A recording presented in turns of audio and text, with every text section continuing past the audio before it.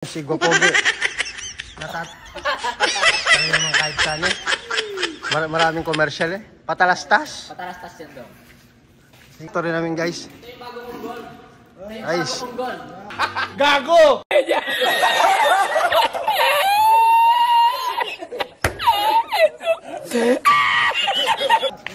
Sa Korea, ito yung goal. Ay. Ito Paris. Ganto ko kayaman. Aish. Aish. Yun yung factory namin guys. Yung loob namin. Nag-overtime na kami ng 1 oras. Laki ng goal ko. Yan. Salingitan na naman yung diklap. Sinamahan na naman yun ng kalokohan. Dito naman guys, yan. Dito kami nagsasampay. Ito yung mga damit namin. Pero hindi na pwedeng sampay dito sa tuwing winter dahil magyayelo yan, titigas guys. So ayan, dyan kami nagsasampay pag naglalaba kami. Guys, pati yung nasa kabilang factory. Kung mapapansin po ninyo, ayan guys. So ayun yung kanilang damit guys. Nakasabit din po sa may bandang pinaglulutuan nila. Yan, container po yan guys. So ayan yung kanilang kusina. Diyan sila nagluluto. So yan, medyo madumi guys.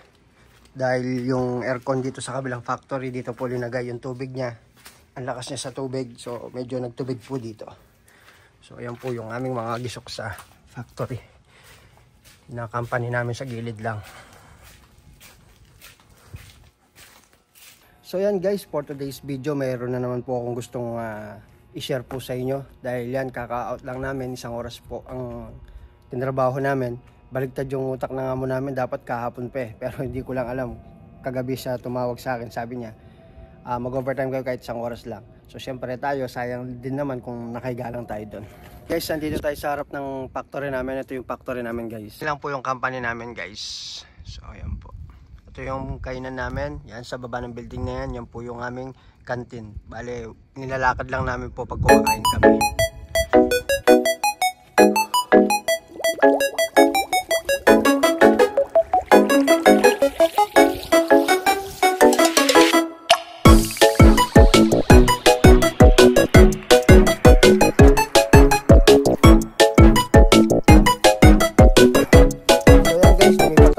Dito sa munting kubo dito sa taas ng factory namin. Maingay yung mga dumadang sasakyan, hindi tayo makapag-concentrate sa topic natin. So yun na nga guys, ipagpatuloy natin yung topic natin kanina na sinasabi ko talagang kakapulutan to ng aral, lalo na sa mga aspirant, sa mga baguhan, as in newly hired sa mga company nila, yung bagong dating sa South Korea, yung talagang first time nila makapag-abroad, hindi sila nakaranas o nagkaroon ng experience sa ibang bansa. Talagang fresh na fresh po, talaga zero idea, zero knowledge sa bansang pupuntahan po nila. Ngayon guys, itong video to may mga kaibigan ako na gusto kong ibahagi sa inyo dahil nakikita ko talaga minsan yun ang nagiging problema sa ating mga Pilipino. Kagaya kung nang sabi ko, another day, another vlog, another episode na naman po ng realidad ng buhay na pwede nating maabutan o pwede nyo maabutan dito sa South Korea. Ano ba yung sinasabi ko? May mga kaibigan ako dito guys, 2 dati na nakasabayan ko dito nung baguhan kami rito. Kabatch ko siya sa KLT 8 topic kami, KLT 8 kami, kumbaga batch 8 kami na nakarating dito sa South Korea way back 2012. So ako, napunta ako dito sa company na to. Ang pangit ng company na abutan ko nung una pa lang. Nasa Incheon, Bulodong pa kami noon. Wala pa kami dito sa Somari, sa Gimpo. Dati nasa Incheon kami. So yung naabutan namin banyo doon, as in parang sinauna. Direct to the point, walang bowl, walang flush, walang tissue. Tissue lang pala, sorry. Tapos talagang direct siya. Pag nagbawas ka, makikita mo pang nahuhulog. So excuse po sa mga kumakain dyan. Yung bahay namin noon, container lang po. So hindi ako nagreklamo sa sarili ko nung naabutan ko yun. Medyo nadismaya lang ako. Pero may kaibigan ako nung nakabatch na kinumusta ko siya. Ang ganda ng company niya. Dumating kami winter, tapos nagbi-video call kami, nagpo-post siya ng picture niya sa FB. Alos naka-shirt lang siya kapag nasa Gisoksa siya. So meaning ang ganda ng company niya. Tapos nakakain niya yung lamig kahit sa loob ng bahay kasi yun nga, ang ganda ng Gisoksa. Hindi siya kagaya sa amin container. Tapos yun nga, malakas daw yung overtime. Lahat na, maganda na yung trabaho niya, magaan lang. Forklift operator yata siya doon. Tapos ako nagmo-molding. And then dumating yung time na nagtiyaga ako mga nakaraang buwan, 6 months or 7 months, na napopost ko rin yung mga nabibili ko. Meaning, malaki yung sahod, maganda yung sinasahod ko. Kasi nga, laging overtime kami nun, kukunti lang kami nun. And then siya naman, mahina yung kampanya that time. So, sinabi niya sa akin, gusto niya magpa-release. So, iniengganyo na ako niya magpa-release. So, sabi ko sa sarili ko, baka hindi ako ma-release dito, sabi ko. Tsaka, wala pa ako lakas ng loob nun kung saan ako pupunta. Hindi ko pala alam yung mga shelter dito na kapag nagpa-release kami, mga shelter na matitirhan ka. Wala naman akong malapit na kaibigan siya kasi napakalayo niya. Nasa parting Ansan yata siya. Ulsan yata. So, yun, to be story short. Yung kaibigan ko na yun, nagpa-release siya, gawa ng mahina daw yung sahod. So, walang ganong overtime. So, pumunta siya sa inakakala niyang mas maganda. So, bali napunta siya sa pintura yata. Kung hindi ako nagkakamali. Pintura yata dahil malakas yung overtime doon. Ang habol niya talaga malaking sahod. So, nung nagpa-release siya, dumating siya sa company na yun, ilang buwan lang, humina na naman yung company. Tapos, yun pala mura yung sadyang. Tapos, una lang pala maganda. Parang nagsisi siya sa ginawa niyang desisyon dahil parang inisip niya na mas maganda pa yata yung original na company na nakakuha sa kanya. Hanggang sa nagpalipat-lipat na siya, nagpa-release na siya. So, nakailang release na siya. Tapos, nag-exam yata siya ulit. Bumalik na naman dito. Hindi ko alam kung asa na siya ngayon. Wala na akong balita. So, mini-message niya ako noon. Sabi niya sa akin, mas maganda pa daw yung dating company niya. So, kaya ikaw, sabi niya sa akin, magtagal ka sa company mong yan dahil mahirap makahanap ng company ngayon. Ikaw, sinabihan niya ako ng ganun. So, ang ganda nung aral na natutunan ko doon. So, and then pangalawa pala, kung kilala nyo si Just for Fun TV, di ba? So, wag na tayong magpaligoy-ligoy pa si Just for Fun TV sa si Marlon. Isa rin siyang napakabuti at napakabait at napakatotoong tao na naghatid ng magandang experience niya rito, mga nakagawian niya o mga nagawa niya o mga kasalukuyan na nangyayari na kaganapan dito sa buhay namin. Kasi isa siyang EPS kagaya ko. Content creator po siya, kakauwi lang niya. Hindi ko alam last month ba o last month. So, hindi ko matandaan. So, marahil kilala nyo si Just for Fun TV. Isa siyang napakabuting tao. Kaibigan ko siya sa mundo ng Facebook at saka sa YT. Doon kami nagkakilala at Kapampangan din siya. So, one day, I hope na makikita kami, bibisitahin ko siya. So, si Just for Fun TV, alam ko lahat kayo nakasubaybay sa kanya. Kung napanood nyo yung video niya, dati yung trabaho daw niya pala sa company nila, siya lang mag-isa na foreigner, walang ibang lahi, wala siyang kasamang Pinoy. 3 lang sila, nagiging 4 sila kapag nandun yung Samo Nim, yung asawa nung Sadyang Nim. So, bali ang nagtatrabaho regular doon si Sadyang Nim, tsaka yung anak niya, tsaka siya. So, ang ginagawa niya, madalas, minsan, pag marami daw trabaho, maabot siya ng alas 5 yata o nung alas 6, ang pasok niya is 8 to 5. From Monday to Saturday, Monday to Friday, wala siyang pasok ng Saturday, Sunday. Minsan daw, pag 8 to 5 yung schedule niya, alas 4 pa lang daw, wala ng trabaho, nag-out na siya ng maaga, tapos binabayaran yung almusal niya, tsaka tang-alian niya. Hindi siya kumakain sa kantin. So, nagtagal siya doon ng ilang years din, if I'm not mistaken, 3 years, so more than 3 years yata, or 5 years, kung hindi ako nagkakamali. So, nakalimutan ko na, pero napanood ko yung video niya. So, napapanood ko pa dati yung vlog niya doon siya nagumpisang mag-vlog, may kasama siyang mga nagbabasketball pa doon. So, minsan nagtatrabaho siya lang mag-isa, niroroll niya yung plastic na napakalaki, at hanggang sa pumunta siya sa ospital dahil nagka-problema sa likod, gusto na niyang umalis, nagpapaalam sa amo, pero ang ginawa ng amo ata, dinagdagan siya para hindi siya umalis. Ang basic niya ata dun, 2.5.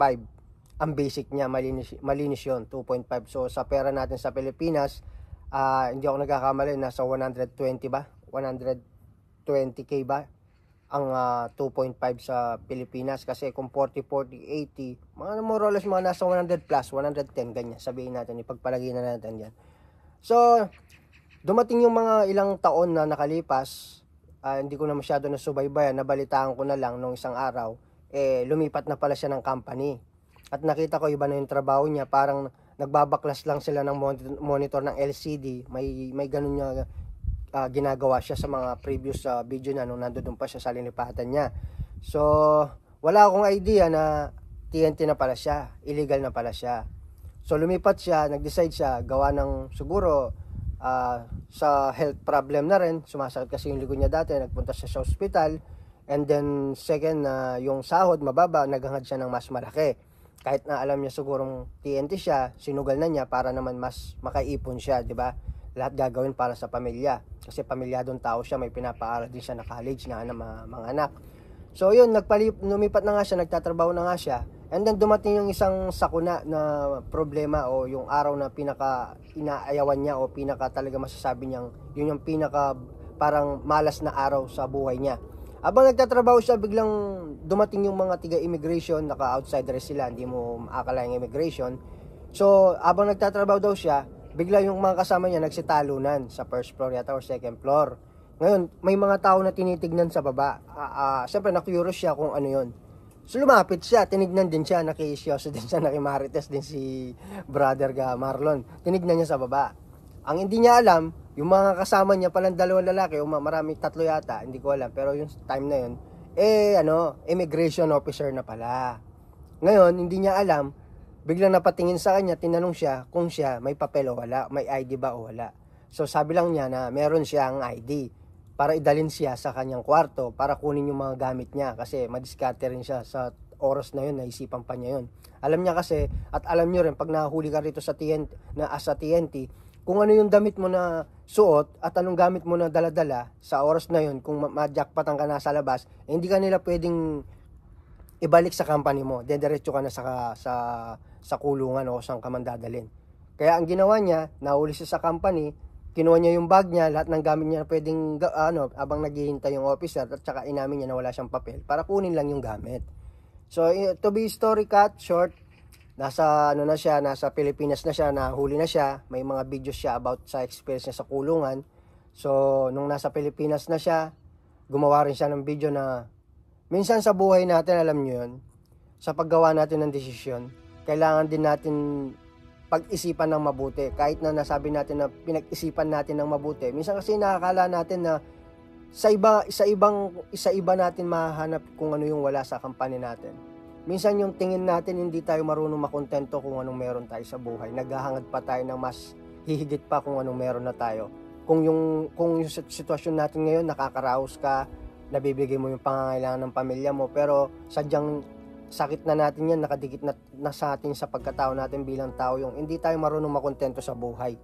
So hindi siya nakontento, kaya naghanap siya ng malaking sahod. And then, dun sa desisyon na yun, sa inakala niya dun siya mas lalaki yung sahod, mas progress, kumbaga mas tatas yung income niya. Yun pa yung naging mitya o hudyat na para mahuli siya at parang tuluyan na talagang mawala yung mga pinapangarap niya. Siya mismo sinabi niya nung nasa Pinas siya habang nagbablog. So, nagsisisi siya sa nangyaring desisyon.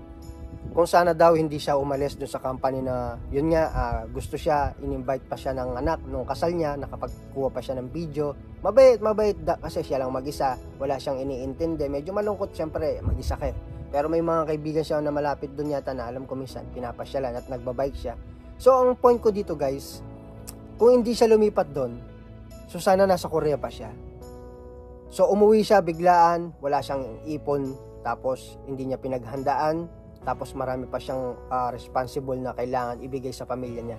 So, kaya ngayon, nagkakayod siya, nagdumidiskarte siya, kung saan siya makakahanap ng side hustle, yung baga, yung extra income na makukuha pa niya, kumbaga pwede niyang kitain, nabubulot talaga. So, alam niyo yung lesson doon, guys. So, kailangan maging makontento tayo. Minsan kasi nasa harap na natin, naghahangad pa tayo ng mas higit pa, di ba? Minsan yung sobra talaga, hindi na tama. Minsan kung saan tayo dinala ng panahon, ng kapalaran, baka doon tayo talaga. Doon tayo mas magiging better as a person. Doon magbibig yung karakter mo. And then, doon ka mas magiging mapapabuti. So, gets nyo yung ibig ko sabihin, guys? So sana hindi mangyari to sa mga aspirant na bagong dating dito dahil karamihan talagang normal na yan kung gumawa tayo ng desisyon, pala desisyon tayo. Minsan hindi natin iniisip yung mga bagay na pwedeng maging resulta o bunga ng mga ginagawa nating desisyon. Dapat bago ka magdesisyon sa buhay mo rin, kaya ako rin nandito ako kahit nahirap na ako, gusto ko nang umuwi, nagsiuwian na yung mga kabatch ko rito. Gawa ng pag nagdesisyon ako, alam ko sa sarili ko, baka mahihirapan ako. Hindi lang ako yung mahihirapan sa desisyon na yun, baka pati yung mga mahal ko sa buhay maapektuhan. So pag gumawa ka ng desisyon sa buhay, kailangan lagi mong isinasama si God. Humingi ka ng sign ng dapat mo bang i-pursue, dapat mo bang ituloy. So pangalawa, isipin mo yung pamilya mo kung ano yung magiging kahinatnan, magiging bunga. 'Di ba? Kung sumasahod ka man ng ganun lang, kung binabudget mo lang, nahihirapan ka. So, kung nabibigay mo naman yung pangangailangan ng pamilya mo, darating ang araw, pag natapos yung mga anak mo, doon ka mas magiging marami na yung masasave mo na pera. So, sa ngayon, kailangan mo talagang unahin yung mga responsibilidad natin sa buhay, di ba? Tulad ko, yun ang iniisip ko. So, dapat, ang nangyari, kung hindi siya nag-decide ng lumipat siya, hanggang ngayon nandito pa siya. Yung pinilipatan niya, wala pa siyang 1 taon yata doon. Kung hindi ako nagkakamali, o 2 years, hindi siya, mas matagal siya sa company. Ano ba yung ano ba yung pwede kong malaman, bulo na naman.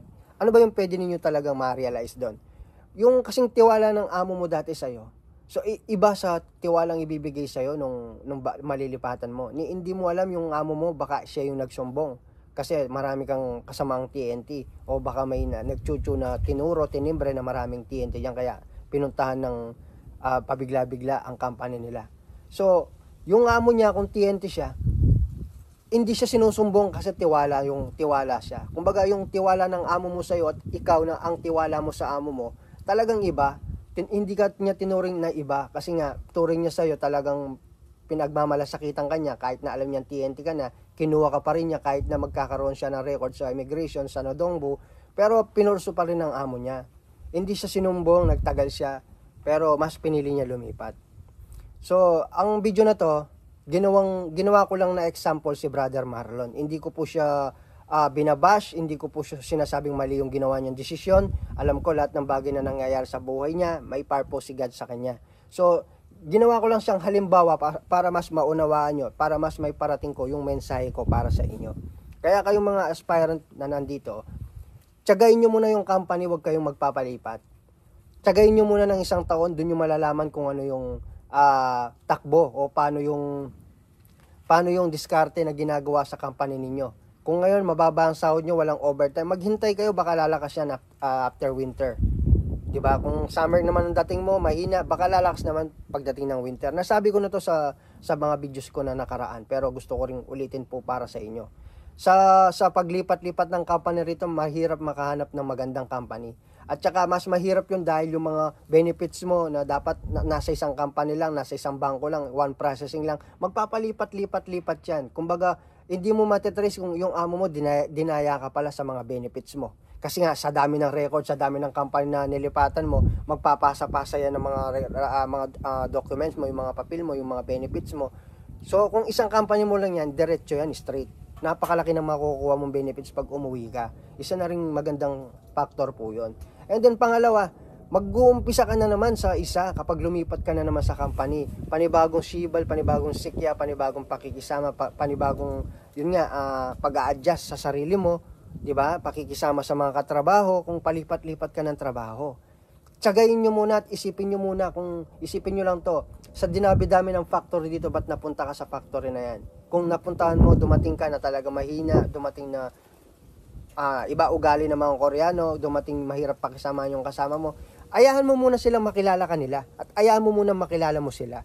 Pag nakuha mo yung tiwala nila, sigurado ko sa'yo, gagahan lahat kung ano man yung pinagdadaanan nyo kung dumating man kayo dito sa South Korea. Kaya mag-relax lang kayo. Just be responsible po any decision we make o bawat decision na ginagawa natin, di ba? So, kung hindi mo kayang mag-decide para sa sarili mo, isipin mo lagi yung para sa pamilya mo kung may pamilya ka na. Para nang sa ganun yung decision na ginawa mo, hindi mo ganun kadaling gawin. Kumbaga, mag-iisip ka muna at lagi mong isama si God sa bawat desisyon na ginagawa natin sa buhay. So, yun lang ang gusto kong iparating, guys. Napaka-importante po nun dahil marami pang mga kababayan natin dito na hindi po alam yun. Kaya pagpunta nila rito, nasasayang yung araw nila, yung panahon. Yun ang pinaka-importante So, nasasayang yung panahon, yung oras. Hindi mo namamalayan, nakaka-1 taon ka na, nakaka-3 years ka na, nakaka-5 years ka na, uuwi ka na naman. Tapos, i-compare ka nila sa ibang mga EPS na galing dito na maraming naipundar, tapos ikaw, di ba? So, wala tayong ibang sisisihin pagdating ng araw kung hindi yung sarili natin. Kasi katawan natin to, yung utak natin, kung anong sinasabi ng utak natin, yun ang ginagawa ng katawan natin. So tayo ang mamimili kung anong gagawin natin, di ba? Kung matutulog ka, yung katawan mo dadali mo sa higaan, matutulog ka o dadali mo sa mga pangarap natin. So bawat desisyon may mga kabaligtaran yan. Kung maganda man yan, sigurado may pangit. Kung may pangit man yan, may gaganda rin yan. Parang ganun lang po sa mundo natin. So kahit anong gawin mo sa buhay, gumawa ka ng 10 mali, gumawa ka ng kahit anong gawin mo sa buhay, gumawa ka man ng 10 tama, meron at meron pa rin sasabihin yung ibang tao para sa iyo. Kaya gawin mo yan ng buong puso.